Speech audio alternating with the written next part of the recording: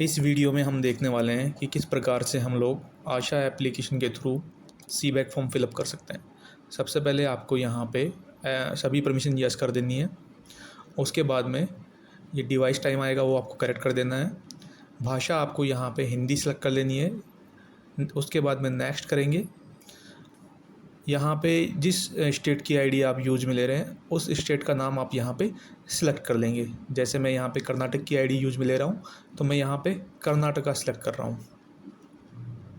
आपको ये विशेष तौर पे ध्यान रखना है कि जिस स्टेट की आप आईडी यूज में ले रहे हैं वही आईडी स्टेट आप यहाँ पे सिलेक्ट करें। उसके बाद में आपको यूज़र आईडी पुट ऑन कर देनी है। देन उस आईडी के साथ में नेशनल एनसीडी पोर्टल पे जो मोबाइल नंबर असाइन है वो आप टाइप करेंगे। देन कैप्चा आप टाइप करेंगे। OTP प्राप्त करें पे क्लिक करेंगे और सभी परमिशन यस करेंगे। आपको 6 डिजिट का एक OTP आएगा वो आप यहाँ पे टाइप कर देंगे। पासवर्ड रीसेट करेंगे। पासवर्ड आप यहाँ पे अपने हिसाब से रख सकते हैं। ये कम से कम 8 डिजिट का होगा। कंफर्म पासवर्ड में सेम पासवर्ड आप लोग यहाँ पे पुट ऑन करेंगे। दोनों पासवर्ड आपको मैच कर लेने हैं। आपको ये ध्यान रखना है कि दोनों पासवर्ड सेम हो। पासवर्ड में कैपिटल लेटर होना चाहिए, स्मॉल लेटर होना चाहिए और न्यूमेरिक वर्ड होना चाहिए। 6 डिजिट का पिन आप यहाँ पे एंटर करेंगे और पंजीकरण करें पे क्लिक कर देंगे। आपके पास मैसेज आ जाएगा कि आपका जो रजिस्ट्रेशन है वो हो गया है। उसके बाद में इस सब सेंटर पे पूर्व में जो डेटा एंट्री हो रखी है वो डेटा सिंक होने लग जाएगा। इसमें थोड़ा समय लग सकता है क्योंकि इंटरनेट कनेक्टिविटी की वजह से इसमें कुछ एरर भी आ सकते हैं, जैसे 2094 और 2011। ये 2 एरर इसमें विशेष तौर पर आ जाते हैं। इसमें आपको अगर ये दोनों एरर फेस होते हैं तो आप दोबारा से ट्राई करेंगे, दोबारा से सिंक करेंगे तो मल्टीपल बार ट्राई करने पे ये दोनों एरर हट जाते हैं और आपका जो डेटा है वो सिंक हो जाएगा।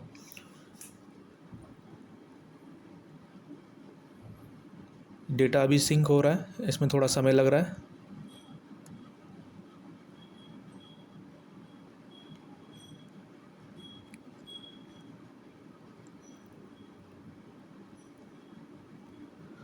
कुछ सब सेंटर्स पे हज़ारों की संख्या में सी बैक फॉर्म पहले फिलअप हो रखे हैं। उनके यूज़र्स जब दोबारा सिंक करते हैं तो उसमें ज़्यादा समय लगता है। अब देखिए डेटा सिंक हो रहा है।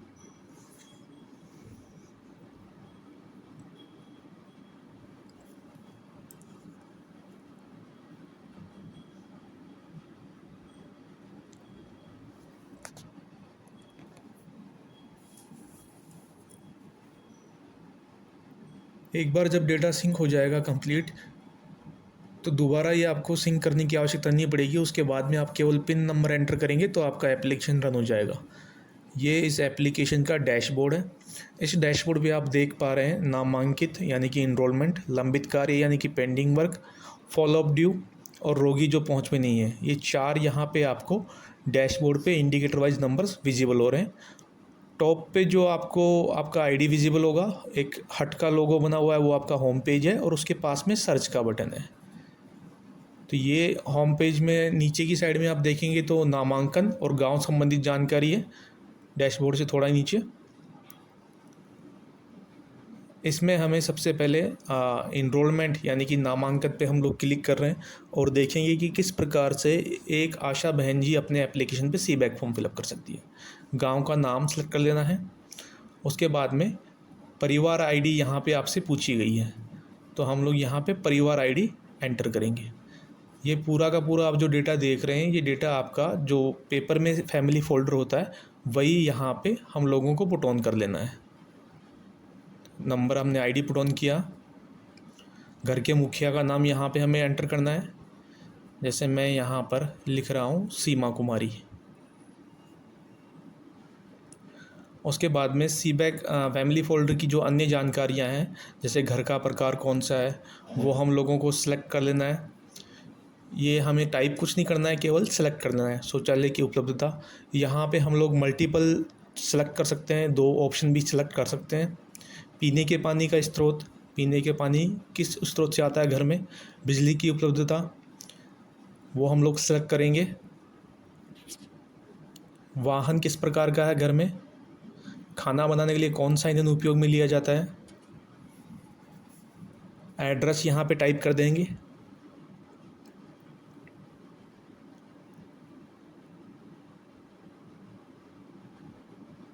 एड्रेस टाइप करके हम लोग जो अगला ऑप्शन है मोबाइल नंबर का, वहाँ पे हम लोग मोबाइल नंबर पुट ऑन कर देंगे। संपर्क सूचना में सहेजें और जारी रखें पे क्लिक कर देंगे।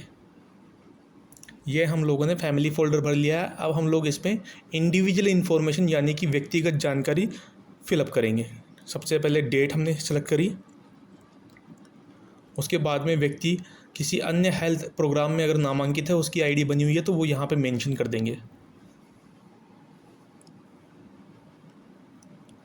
आईडी टाइप यहाँ पे हमें सेलेक्ट करना है। यहाँ पे ध्यान रखिएगा कि अगर हम लोग आईडी टाइप सेलेक्ट करेंगे तो उसका नंबर हम लोगों को पुट ऑन करना पड़ेगा।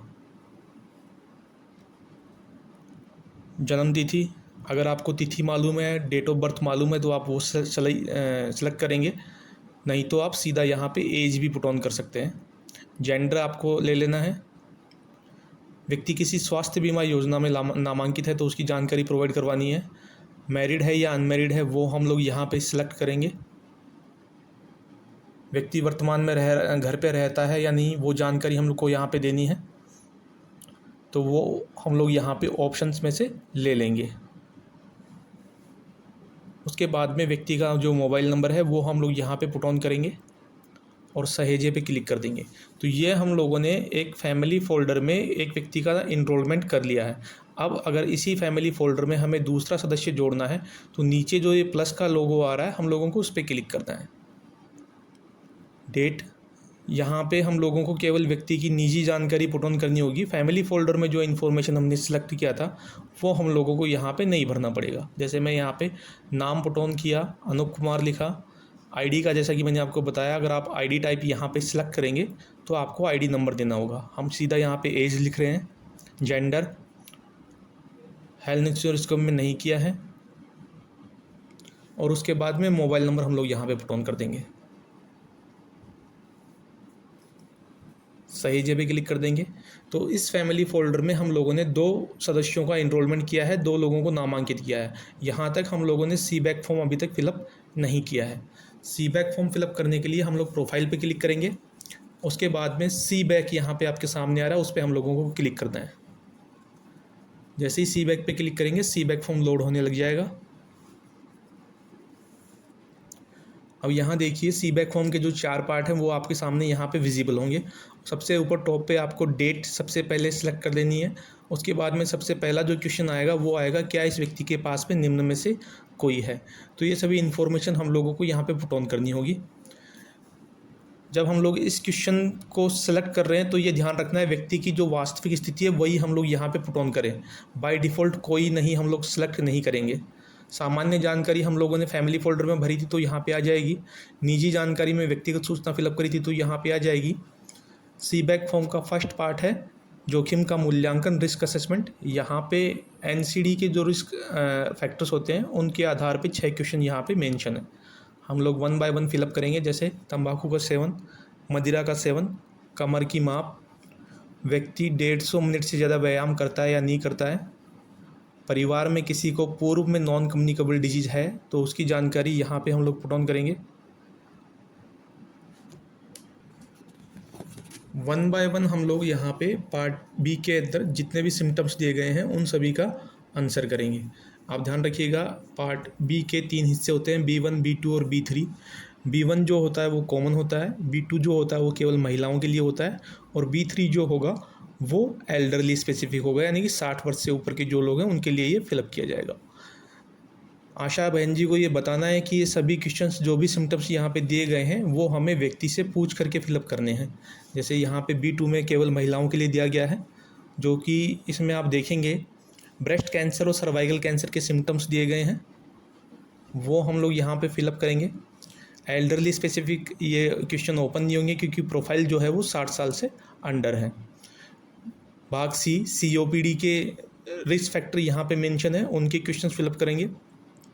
सी बैक फॉर्म के भाग डी में मेंटल हेल्थ से रिलेटेड 2 क्वेश्चन दिए गए हैं, उनके आंसर हम लोगों को यहाँ पे फिलअप करने हैं, वो हम लोग यहाँ पे फिलअप करेंगे। सी बैक फॉर्म हमारा कंप्लीट हो गया, सेव कर देंगे। तो ये 1 साल के लिए हमारा सी बैक फॉर्म फिलअप हो गया है, हम लोगों ने सी बैक फॉर्म भर लिया है। हमारी सी बैक फॉर्म की फाइंडिंग्स हम लोग नीचे जो लोगो बना हुआ है उस पर क्लिक करके देख सकते हैं। तो यहाँ तक हम लोगों ने आशा बहन जी का जो कार्य है एप्लीकेशन पे करने का वो कर लिया है। अब ये जो एप्लीकेशन है ये ऑफलाइन मोड पे काम करती है। तो नीचे जो 2 एरो का बटन बना हुआ है वो सिंक बटन है, हम लोग डेटा सिंक कर देंगे। अभी तक हम लोगों ने जो कार्य किया था वो केवल इस एप्लीकेशन तक सीमित था। अब जब हम सिंक कर रहे हैं तो यह डेटा सर्वर पर जाकर सेव हो जाएगा। हमें आशा बहन जी को ये आवश्यक तौर पे बताना है कि जब भी वो कोई कार्य कर रही हैं उसके तुरंत बाद डेटा सिंक कर लें। अगर वहाँ पे इंटरनेट नहीं है तो जब भी वो किसी ऐसे एरिया में जाएं जहाँ पे इंटरनेट अवेलेबल है वहाँ पर जाकर वो डेटा सिंक कर लें। डेटा जैसे ही सिंक होगा वह डेटा सर्वर पे सेव हो जाएगा। अगर कोई भी डेटा अनसिंक रह जाता है और ऐसी कोई स्थिति आ जाती है जहाँ पे डिवाइस चेंज करना पड़ रहा है आशा बहन जी को, तो जितना भी अनसिंक हमारा डेटा था वो सारा का सारा डेटा हट जाएगा। वो सभी एंट्रीज आशा बहन जी को दोबारा से करनी पड़ेगी। तो आप यह ध्यान रखेंगे कि जब भी आप किसी भी आशा बहन जी को या कोई भी आशा बहन जी लॉगिन कर रही हैं तो अपना डेटा वह आवश्यक तौर पर सिंक करें। अभी डेटा सिंक हो रहा है।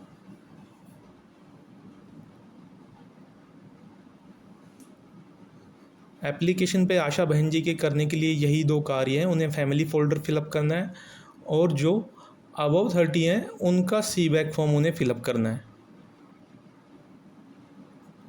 सी बैक फॉर्म फिलअप करने का जो कार्य है वो फाइनेंशियल ईयर में एक बार उनको करना है। प्रत्येक फाइनेंशियल ईयर में एक बार सी बैक फॉर्म भरा जाना है। अब हम लोग देखेंगे मॉनिटरिंग के लिए यहाँ पे क्या टूल्स अवेलेबल हैं। मॉनिटरिंग टूल्स के लिए हम लोग 3 डॉट पे क्लिक करेंगे। यहाँ पे डैशबोर्ड, कार्य योजना, गांव संबंधी जानकारी, ये ऑप्शंस यहाँ पे अवेलेबल है। इसमें डैशबोर्ड और कार्य योजना 2 ही ऑप्शन हमारे काम के हैं। हम लोग सबसे पहले यहाँ पे डैशबोर्ड पे क्लिक करेंगे। डैशबोर्ड पे जैसे ही हम लोग क्लिक करेंगे तो जितना भी कार्य हम लोगों ने किया है वो सभी नंबर्स यहाँ पे हमें दिखाई देने लग जाएंगे। जैसे नामांकित कितने हैं, सी बैक कितनों का पूरा हुआ, स्कोर। जैसे किसी भी रो को हम क्लिक करेंगे तो उसमें जितने भी प्रोफाइल्स हैं वो सभी हमको विजिबल होने लग जाएगी। जैसे मैंने यहाँ पे इनरोल्ड का सेक्शन सेलेक्ट किया है और उसके बाद में मैं यहाँ पे फ़िल्टर भी लगा पा रहा हूँ। ये जो नीचे कीप का लोगो आपने देखा उस पर क्लिक किया तो फ़िल्टर्स ये सभी आ जाएंगे। यहाँ से आप जेंडर वाइज, गाँव वाइज, उपयोगकर्ता वाइज फ़िल्टर्स लगा करके डेटा देख सकते हैं। ये जो कीप का लोगो है ये फ़िल्टर का लोगो है। ये आपका डैशबोर्ड है। अब हम लोग वर्क प्लान की ओर जाते हैं। वर्क प्लान में आपको वो कार्य दिखाई देगा जो कार्य आपको करना है। जो कार्य आशा बहन जी को करना है वो कार्य आपको यहाँ पे दिखाई देगा। अब जैसे सी बैक फॉर्म कितने फिलअप करने हैं हमें वो हम लोग देख पा रहे हैं। फ़िल्टर हम लोगों ने लगाया तो यहाँ पे हम लोग फ़िल्टर लगा कर देख पाएंगे कितने कि इस सप्ताह में हमें किन लोगों का सी बैक फॉर्म फिलअप करना है या किस महिला का या पुरुष का हम लोगों को सी बैक फॉर्म भरना है, वो सब हम लोग कार्य योजना में देख सकते हैं। रोगी जो पहुंच में नहीं है, ऐसे लोग जिनका फॉलोअप पेंडिंग है उन सभी की लिस्ट आ जाएगी। नियंत्रित, अनियंत्रित यानी कि कंट्रोल एसटीएन जिनका है और अनकंट्रोल एसटीएन या डीएम जिनका है उन सभी की लाइन लिस्ट हम लोगों को यहाँ से मिल जाएगी। फ़िल्टर्स का आप लोग आवश्यक तौर पे ध्यान रखें कि कीप का जो लोगो बना हुआ है उसके थ्रू हम लोग फ़िल्टर वाइज डेटा देख सकते हैं। तो ये पूरा आशा एप्लीकेशन है। उम्मीद करते हैं सभी आशा बहन जी इस एप्लीकेशन का उपयोग करते हुए सी बैक फॉर्म फिलअप करेंगे।